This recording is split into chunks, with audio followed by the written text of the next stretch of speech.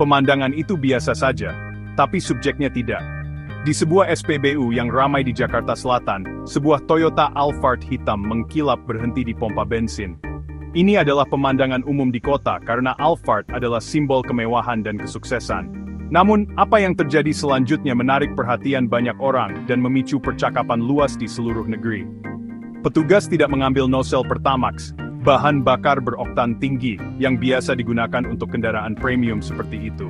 Sebaliknya, mereka mengambil nozzle Pertalite yang mengeluarkan bensin bersubsidi pemerintah. Transaksi selesai dengan lancar, menimbulkan pertanyaan penting bagi setiap orang yang melihatnya. Bagaimana bisa mobil seharga lebih dari 1 miliar rupiah diisi dengan bahan bakar yang seharusnya membantu masyarakat kurang mampu? Kejadian ini bukanlah kesepakatan rahasia yang dilakukan di balik bayangan. Itu terjadi di tempat terbuka, direkam dan dibagikan, dengan cepat menjadi topik perdebatan publik. Gambar MPV mewah yang menerima bahan bakar bersubsidi terasa salah bagi banyak orang. Tampaknya bertentangan dengan tujuan subsidi pemerintah, yang dirancang untuk meringankan beban keuangan warga berpenghasilan rendah. Orang-orang mulai bertanya-tanya, apakah sistemnya rusak? Apakah ini kasus celah yang dieksploitasi? Atau apakah itu sesuatu yang sebenarnya diizinkan oleh peraturan saat ini? Pemandangan Alphard itu menjadi simbol kuat dari potensi cacat dalam kebijakan energi nasional. Sebuah kebijakan yang memengaruhi kehidupan sehari-hari dan anggaran jutaan warga Indonesia. Reaksi awal bagi banyak orang adalah ketidakpercayaan dan bahkan kemarahan. Bagaimana sistem bisa mengizinkan hal seperti itu? Toyota Alphard bukan sembarang mobil. Itu adalah kendaraan yang mewakili tingkat kekayaan dan status tertentu. Pemiliknya dianggap lebih dari mampu untuk membeli bahan bakar non-subsidi seperti Pertamax atau Pertamax Turbo.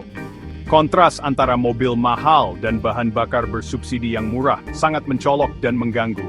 Insiden tunggal ini memicu percakapan nasional, mendorong orang untuk melihat lebih dekat aturan yang mengatur siapa yang boleh membeli Pertalite dan mengapa. Itu adalah momen yang menggeser diskusi dari debat kebijakan abstrak ke contoh dunia nyata yang dapat dipahami dan dihubungkan oleh semua orang. Kisah ini menyoroti ketidaksesuaian antara persepsi publik tentang keadilan dan realitas peraturan di lapangan. Bagi warga biasa yang berjuang dengan kenaikan biaya, melihat mobil mewah mendapat manfaat dari subsidi yang juga mereka butuhkan, bisa terasa seperti ketidakadilan. Ini menimbulkan pertanyaan mendasar tentang untuk siapa subsidi itu, dan apakah mereka mencapai target yang dimaksudkan.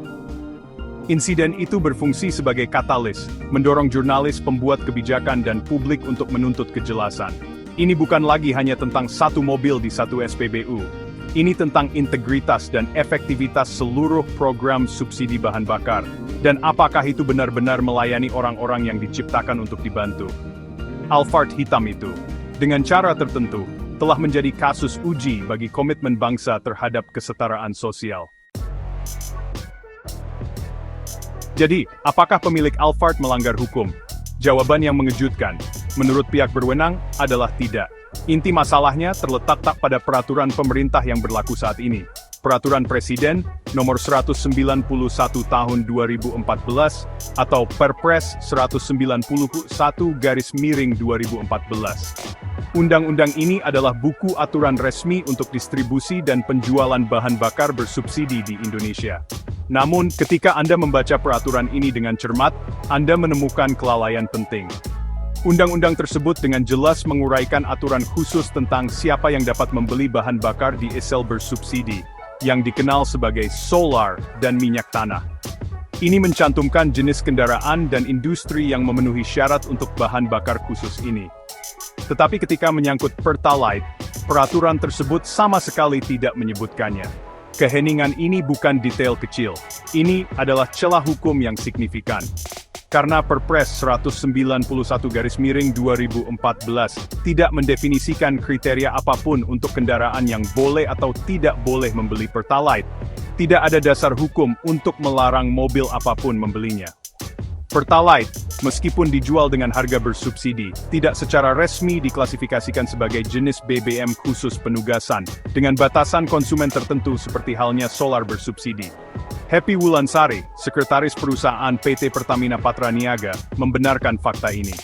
Dia menyatakan bahwa selama kendaraan terdaftar dan memiliki kode QR yang valid, pembelian dianggap sah berdasarkan aturan saat ini, terlepas dari merek, model, atau ukuran mesin mobil. Oleh karena itu, masalahnya bukan pada petugas SPBU atau bahkan pemilik Alphard. Mereka hanya mengikuti sistem sebagaimana adanya saat ini. Masalah sebenarnya adalah peraturan yang sudah ketinggalan zaman itu sendiri. Undang-undang tersebut ditulis sebelum Pertalite menjadi bensin bersubsidi utama, menggantikan premium. Akibatnya, undang-undang tersebut belum diperbarui untuk mencerminkan realitas pasar bahan bakar saat ini. Kesenjangan legislatif ini berarti bahwa sistem yang dirancang untuk mengontrol distribusi subsidi tidak memiliki kekuatan yang diperlukan untuk membedakan antara mobil kota berbiaya rendah dan kendaraan mewah kelas atas. Undang-undang itu sendiri menciptakan arena bermain yang setara, di mana tidak ada yang dimaksudkan, memungkinkan setiap orang untuk mengakses manfaat yang dimaksudkan untuk beberapa orang. Situasi ini menunjukkan kebutuhan yang jelas akan reformasi hukum. Semangat program subsidi adalah untuk membantu mereka yang paling rentan terhadap fluktuasi harga. Namun, bunyi undang-undang gagal menyediakan kerangka kerja yang diperlukan untuk mencapai tujuan ini secara efektif untuk Pertalite. Tanpa kriteria khusus yang tertulis dalam peraturan, seperti batasan berdasarkan kapasitas mesin atau harga kendaraan, subsidi tetap terbuka bagi siapa saja yang mendaftar. Kesenjangan antara niat kebijakan dan pelaksanaan hukumnya inilah yang memungkinkan situasi seperti Alphard di pompa Pertalite, mengubah program yang dimaksudkan untuk membantu orang miskin menjadi manfaat yang dapat dinikmati oleh orang kaya juga. Untuk mengatur distribusi bahan bakar bersubsidi, pemerintah melalui Pertamina memperkenalkan program subsidi tepat. Inti dari program ini adalah penggunaan kode QR. Idenya sederhana, pemilik kendaraan harus mendaftarkan detail mobil mereka di situs web atau aplikasi subsidi tepat. Setelah pendaftaran diverifikasi, mereka menerima kode QR unik yang terhubung dengan kendaraan mereka. Ketika mereka pergi ke SPBU untuk membeli bahan bakar bersubsidi seperti Pertalite atau Solar, petugas memindai kode QR ini. Sistem kemudian mencatat pembelian, membantu Pertamina memantau distribusi bahan bakar dan mencegah penyalahgunaan, seperti penyelundup yang membeli dalam jumlah besar untuk dijual kembali. Tujuan utama sistem kode QR adalah pengumpulan dan kontrol data. Ini adalah alat untuk pemantauan, bukan untuk seleksi. Tujuannya adalah untuk memastikan bahwa bahan bakar masuk ke tangki kendaraan terdaftar, dan untuk melacak pola konsumsi di seluruh negeri. Dengan mendigitalkan transaksi, Pertamina bisa mendapatkan gambaran yang jauh lebih jelas tentang siapa yang membeli bahan bakar bersubsidi, dan di mana bahan bakar itu dijual. Data ini sangat berharga untuk perencanaan, dan untuk mengidentifikasi potensi penipuan. Secara teori, sistem digital ini merupakan langkah maju yang besar dari metode lama, yang jauh lebih rentan terhadap penyalahgunaan. Sistem ini dirancang untuk membuat setiap liter bahan bakar bersubsidi dapat dipertanggungjawabkan. Namun, efektivitas sistem dibatasi oleh aturan yang diprogram untuk ditegakkan. Seperti yang telah kita lihat, peraturan yang mendasari, Perpres 191/2014, tidak memberikan kriteria apapun untuk menyaring siapa yang dapat mendaftar untuk Pertalite. Oleh karena itu, sistem kode QR, sebagaimana adanya, akan menyetujui pendaftaran untuk hampir semua kendaraan. Pemilik Toyota Alphard, Lamborghini, atau mobil kota dasar semuanya dapat melalui proses pendaftaran yang sama. Selama mereka memberikan dokumen kendaraan yang diperlukan, seperti STNK, yaitu Surat Tanda Nomor Kendaraan, sistem akan mengeluarkan kode QR. Sistem memeriksa apakah kendaraan itu asli, bukan apakah itu layak mendapat subsidi. Ini adalah cacat utama. Kode QR adalah alat implementasi yang canggih, tetapi ia menegakkan kebijakan yang lemah dan tidak lengkap. Ini seperti memiliki gerbang keamanan berteknologi tinggi yang dapat memindai kartu identitas dengan sempurna. Tetapi buku aturan mengatakan bahwa setiap kartu identitas berlaku untuk masuk. Teknologi itu sendiri berfungsi sebagaimana mestinya. Ia mendaftarkan kendaraan dan melacak pembelian. Masalahnya adalah bahwa ia belum diinstruksikan untuk menolak aplikasi dari mobil mewah. Program subsidi tepat tidak dapat benar-benar memenuhi namanya. Program subsidi tepat, jika definisi siapa yang tepat untuk subsidi tidak didefinisikan dengan jelas dalam undang-undang yang menjadi dasar program tersebut. Pemandangan Alphard yang mengisi Pertalite telah memicu percakapan nasional tentang keadilan dan keadilan sosial.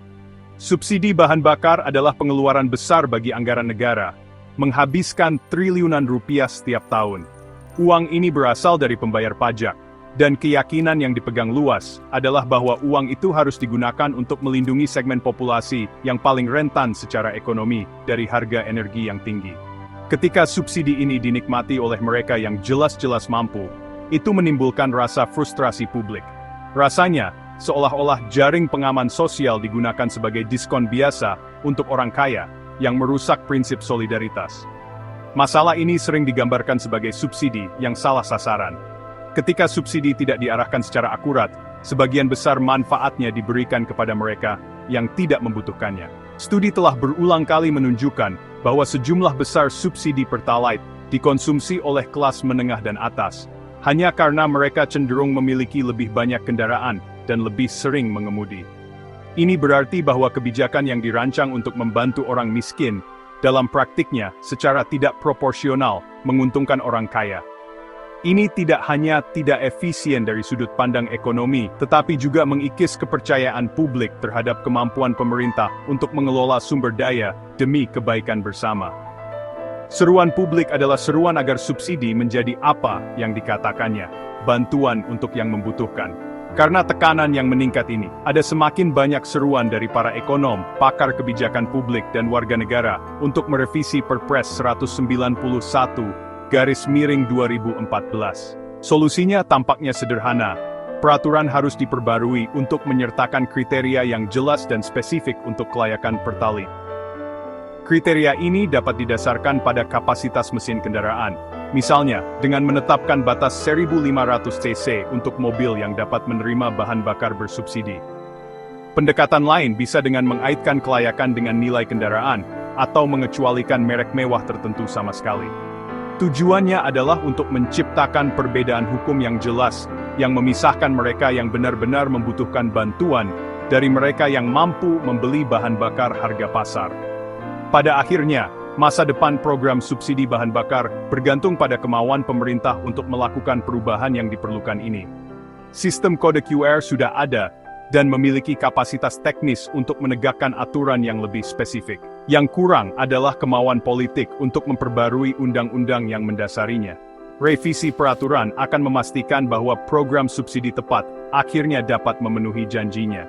Ini berarti bahwa dana negara digunakan lebih efektif untuk melindungi daya beli keluarga berpenghasilan rendah.